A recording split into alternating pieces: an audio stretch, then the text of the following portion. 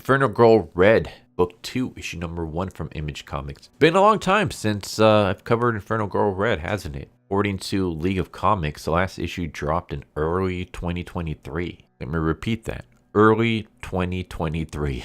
That was like 3 crises and 5 social media platforms ago. So yeah, the city of Apex got yeeted into space, and then so did the publishing schedule. We've all been floating in the void together. And no, I'm not going to do a giant recap. If you want a full lore dump, I've got videos on book 1 waiting for you. You can just check those out. But I will read the quick little recap the book 2 gives us at the start. So previously, in search of a fresh start, Cássia and her mother moved to the high-tech Apex City after Cássia was selected in a lottery to attend the prestigious Helix campus. In the school library late one night, Cássia was chosen by the Dragon Bracelet, a cosmic artifact that allows its wielder to transform into Inferno Girl Red. Inferno Girl Red fights the forces of entropy, including his entropy monsters, nightmarish beasts of shadow, and a city-wide cult led by Sung-Ho Park, the Griffin, who enacted a ritual to cast Apex City into the void of space. With her help of friends, Harriet and Lillian, as well as school principal and former Inferno Girl Red, Dr. Janie Caro, Cássia was able to defeat Sung-Ho and prevent him from sacrificing the city. But it cost Cássia her mother, sent somewhere unknown across the multiverse. That all happened 2 weeks ago. Okay, now that the comic has reminded us about what's going on, I've reminded you where you can hit that like button down below. Let's dive in. We start with Inferno Girl Red, or IGR as everyone's calling her now, flying through Apex City toward a location where the shield protecting the city is failing. She's talking with Caro, and we get this new nickname tossed out like it's supposed to be normal. And look, this isn't even a nitpick. This is just more of a lightly raised eyebrow from across the room. If you're going to condense Inferno Girl Red, why not just call her Red? It's 1 syllable, it's clean, it's evocative. IGR is 3 syllables. Not to mention Red just sounds cooler. IGR sounds like a tax form. Anyway, entropy monsters crash the party. We get a quick battle. Red's flowing all fire and momentum, and she unleashes her finisher, the Dragon Blast. It's gorgeous. I like the finisher. It's pretty badass. It also wipes her out harder than Dave Blunt trying to do cardio. Caro literally hops in and goes, hey, that move is super draining. Save it for finishing the fight, not the middle. Which, honestly, I think is a pretty cool in-universe explanation. Because in tokusatsu shows, you always have that one super move that instantly deletes the monster of the week, but the hero never uses it early, and we're always just kind of sitting there like, buddy, just press the nuke button. But now we have a reason for it, because it makes you feel like you just ran 3 marathons back to back. It just completely wipes you out and drains all your energy that you need to fight other creatures. So the fight continues, and Red finishes the last monster not with the blast, but with urban landscaping. She drops a tree on it. It's practical, but it works. The city is saved, which leads to the citizens. These absolute legends are just standing around like they didn't watch a magical Kamen Rider looking superhero fist fighting alien entropy beast 10 feet away. No panic, no fear, just, yes, Tuesday. One guy is just filming on his phone. Guess he's trying to become the new thing on TikTok. There's no applause, no cheers, just the numb collective buzz of a population that has moved past terror and into the deep, comfortable sofa of dread. And you can feel Red's spirits just dip. She just saved your lives, people. A little thumbs up, a muffin basket, a little something. That's when this random old dude named Edward shows up, and he tells her that she's doing great. He gives her like the hero pep talk. Pretty wholesome. He also explains why everyone seems so weirdly calm. He says people aren't ungrateful, they're just realizing. The initial shock of being thrown into space has worn off, and now it's the little quiet horrors. For example, he says nobody in the community gardens thought to plant mango trees. They all came from upstate. But now the fact that they may never taste a mango again is starting to sink in. So it's not the giant monsters, it's the lost fruit.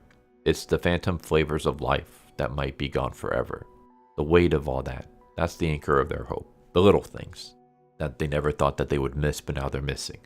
So he tells her she's doing a good job to keep going. And as Red flies off, we see Edward flicker and vanish. So, like, was he a hologram, a ghost? Was this just a cosmic pat on the back? I don't know. I'm sure it's fine. There's nothing suspicious there. Nope. So Red flies back to Helix campus, depowers into Cássia, and sprints to class. Because apparently even when your hometown is a biodome in the Lovecraftian backyard of the universe, attendance still matters. I'm skipping a little here, but basically Cássia and Henrietta eventually run into Lillian, who is now fully in on the secret that Cássia is Infernal Girl Red. She basically already kind of figured it out, but now she's just straight up told, yeah, your hunches are correct. That's when Caro shows up and she leads them down an elevator into the underground dragon lair, which is going to be Red's official headquarters.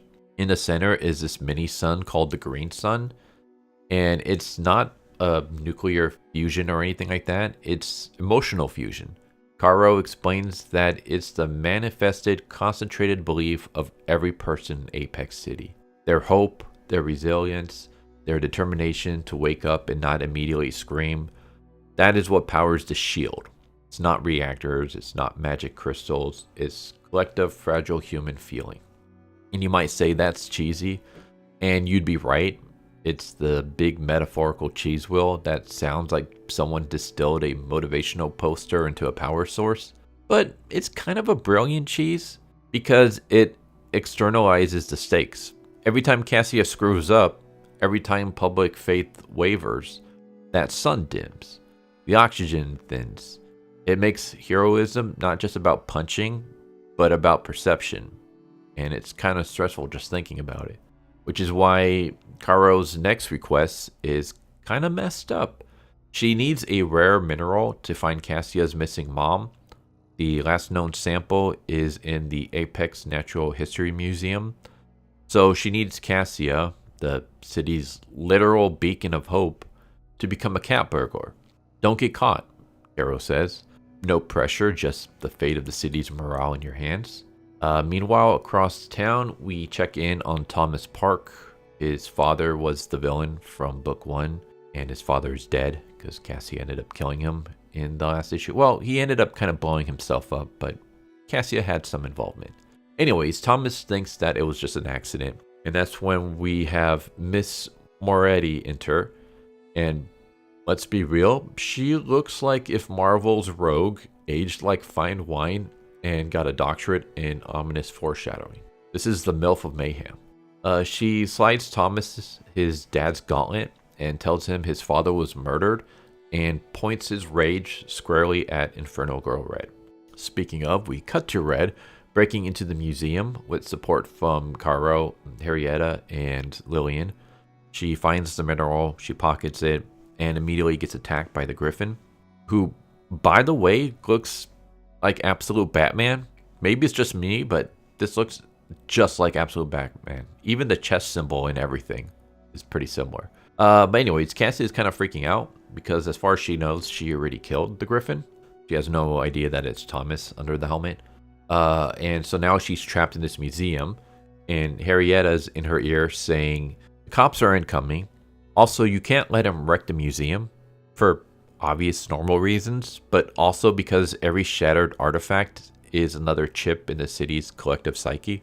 Like, you can't have their moods drop whatsoever because of the Green Sun. So the fight isn't just win, it's win fast, win clean, and for the love of God, don't break the dinosaur bones. And that is where I'll leave it, because you should experience the clash for yourself. This issue, I think, is a triumphant return. When it comes to the Massiverse, and I've covered all the series on this channel, I think Infernal Girl Red is easily my favorite. The art isn't hyper detailed realism or anything like that, but it's stylish and clean, and it's perfect for this genre and storytelling. The colors are gorgeous, and the characters, well, look, taken out of context, Cássia is a checklist.